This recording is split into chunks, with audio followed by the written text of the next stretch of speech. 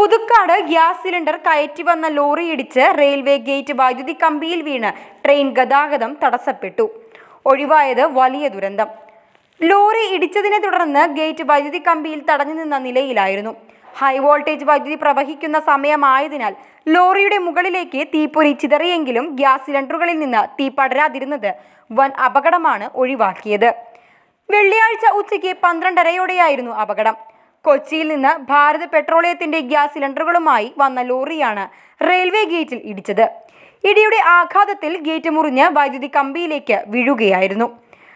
കോഴിക്കോട് ഭാഗത്തേക്കുള്ള പരശുറാം എക്സ്പ്രസിന് പോകാൻ gate അടയ്ക്കുന്നതിനിടെ lorry കടന്നു പോകാൻ ശ്രമിച്ചതാണ് അപകടത്തിന് ഇടയാക്കിയത്. ഗേറ്റിൽ ഇടിച്ചതറിയാതെ ലോറി മുന്നോട്ടെടുക്കുകയായിരുന്നു. സംഭവം കണ്ട നാട്ടുകാർ അറിയിച്ചതിനെ തുടർന്ന് ലോറി പുറകിലേക്ക് മാറ്റി. റെയിൽവേ കരാർ ജീവനക്കാരെത്തി വൈദ്യുതി കമ്പിയിൽ കുരുങ്ങിയ ഗേറ്റ് എടുത്തുമാറ്റി. അപകടത്തെ തുടർന്ന് ഇരുഭാഗത്തേക്കുമുള്ള ട്രെയിൻ ഗതാഗതം 1 മണിക്കൂറോളം തടസ്സപ്പെട്ടു. ചാലക്കുടിയിൽ നിന്ന് റെയിൽവേ എഞ്ചിനീയർ വിഭാഗം സ്ഥലത്തെത്തി വൈദ്യുതി കമ്പിയിലെ അറ്റകുറ്റപ്പണികൾ നടത്തി.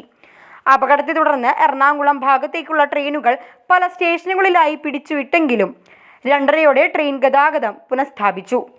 ഗേറ്റ് തകർന്നതോടെ പുതുക്കാട് ഇരിങ്ങാലക്കുട ഊരകം റോഡിൽ വാഹന ഗതാഗതവും തടസ്സപ്പെട്ടു.